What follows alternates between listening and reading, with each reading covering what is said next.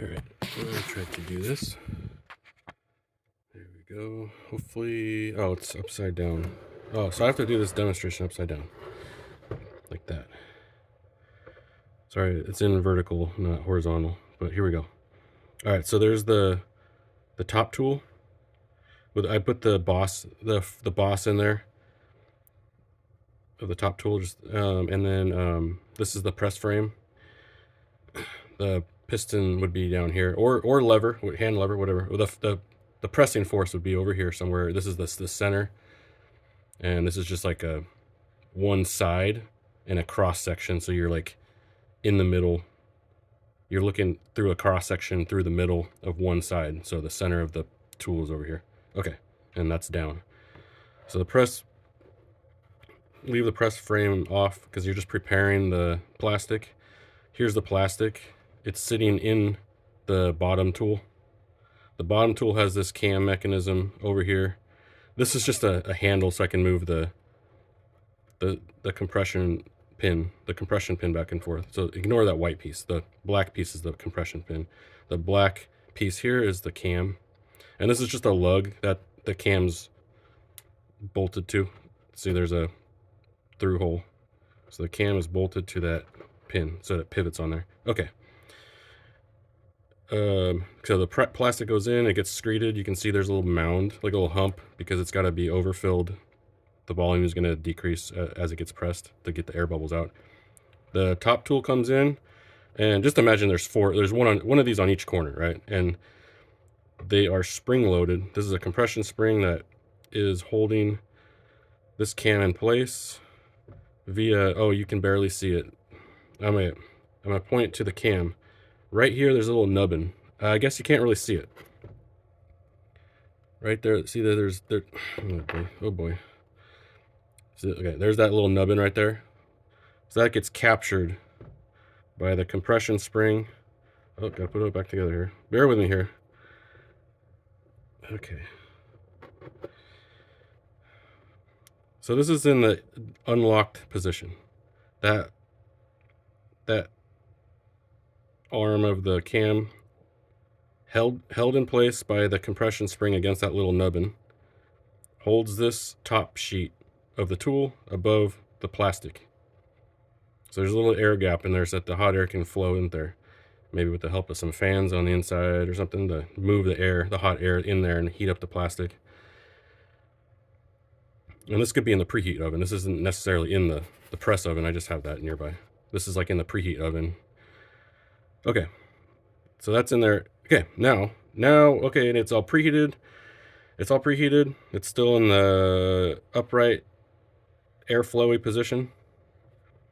Now we're gonna take it out and put it onto that lift table, the lift cart table, and add so it's ready to put in the oven, but not yet. And then we're gonna add the 50-pound press frame on top of that.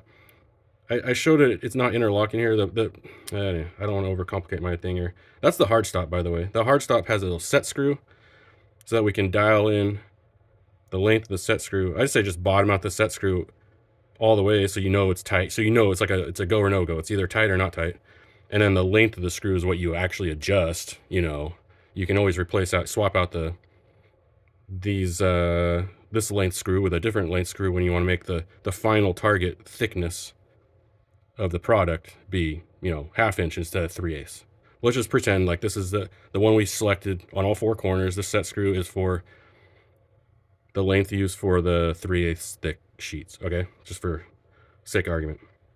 So that hard stop is resting on the cam. Okay, now we're gonna press down over here. We're gonna press down on the middle of the press frame, and that's gonna make this come in here, and it's gonna push the cam.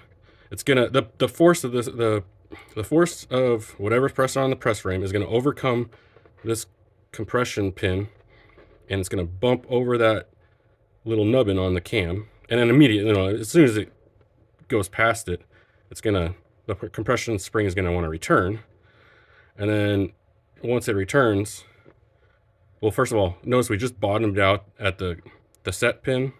is bottomed out on the bottom sheet of the tool on all 4 corners.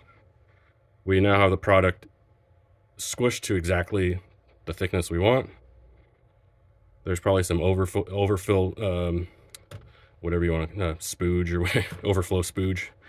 It's coming out the sides. That's expected. And hopefully as much as the air bubbles as we can comes out too.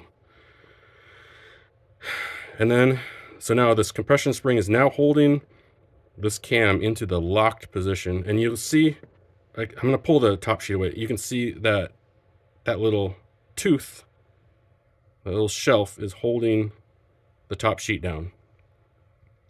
And there's enough compression, that compression spring is dialed in, not dialed in, it's selected to be just enough K value, compression value, to be holding this from wanting to, lift up, as the product starts, wanting to expand. It's the compression spring is enough to overcome that expansion force that's going to want to make this come apart, right?